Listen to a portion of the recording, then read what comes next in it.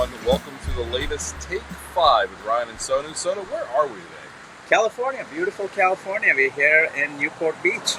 It's nice, and I'm assuming you can see the ocean there. We just ordered some breakfast, and we're going to do a quick Take 5. And we're going to title this one, Why There's Still No Recession.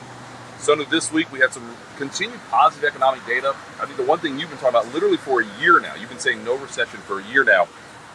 The consumer is still strong. I want to talk about the retail sales number, which confirms again the consumer is strong and there's probably no recession coming. Yeah, no, consumers have they continue to spend, right? And we've talked, why is that, right? Because aggregate total income growth is strong, employment growth is strong. People are working, as many hours as they did before the pandemic. So, there's more money in people's pockets. And that's turning into spending. I mean, within retail sales, right? Two things I look at is online sales from last year. Online sales are up 8%, right? Food services, we're literally at a restaurant, just ordered breakfast, right? Food services, restaurant bar sales are up 9% from last year. By the way, yes, that's not adjusted for inflation, but food inflation has been running about 3.5% or so over last year. So we're saying real growth, right? Inflation adjusted spending, right? I think it's positive. Exactly. So this is how the sausage is made. Do you see a timer up there? Do we know what time it is? I don't see a timer. I have no idea. Yeah, well, we're not even sure we're going to go 5 minutes in this one because we don't see a timer. I think they just called our breakfast. This phone's getting a little heavy, but is that it down there? Yeah. So let's think a little bit more. That's retail sales. I think the thing that's interesting is if you look at a lot of the sentiment data, the surveys, how are you feeling? Everyone feels awful. We don't. No, we feel pretty good out here in California today. But a lot of people still feel one way. We've been seeing this for over a year now, where the sentiment surveys are near some lows, near some problems with people, with how they feel, yet then they're out there spending.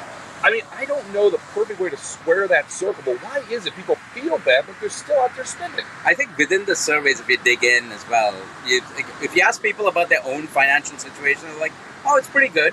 But then you think, oh, what are your views about the economy? It's like, oh, terrible. What are your views about, business spending and profits? Terrible, right? And even when we got the retail sales data, there was one section of the crowd that was saying that, oh, because of the Fed's going to hike more, they're going to be even more. Yes. So that's cause for pessimism, right? But really, look, more spending means more profits. That's going to be good for stocks, I think. I mean, Brian, you've done the work of this, right? Listen, as my arm's getting heavier and heavier, so I hold this. These phones aren't very heavy yet. They're pretty heavy when you hold it for 5 minutes.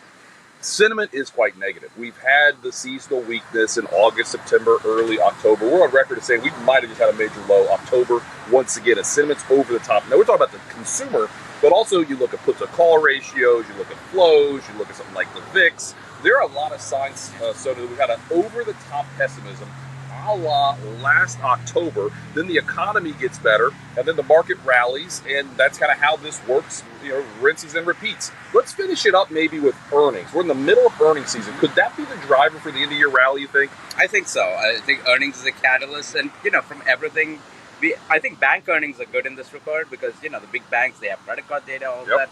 And, it seems like every analyst asks the CFOs, the CEOs during the earnings call, oh, are you seeing any trouble with the consumer? Literally almost everybody says, all the companies are saying, no, we don't see any problems with the consumer. And I think that's showing up in the macro data too. No, I think you're right. I mean, it's early. It's early in earnings season, but so far the banks usually start things off. They've had really positive things to say. Now, let's not get too geeky with this, but there's something called reserve loan losses, right? You want to summarize that so that most people can understand what that means and why it's a positive? Yeah, so reserve loan losses are the amount of reserves, literally, amount of money they put aside to account for possible defaults, for bad stuff. For bad stuff. For folks not paying their credit card and saying, you know what, I don't have any more money anymore. Well, they're reducing those reserves. JP Morgan, the biggest bank in the world, just reduced the amount of money they're putting aside for bad stuff. Yeah, and if banks are doing that, you have to think that's maybe a positive thing.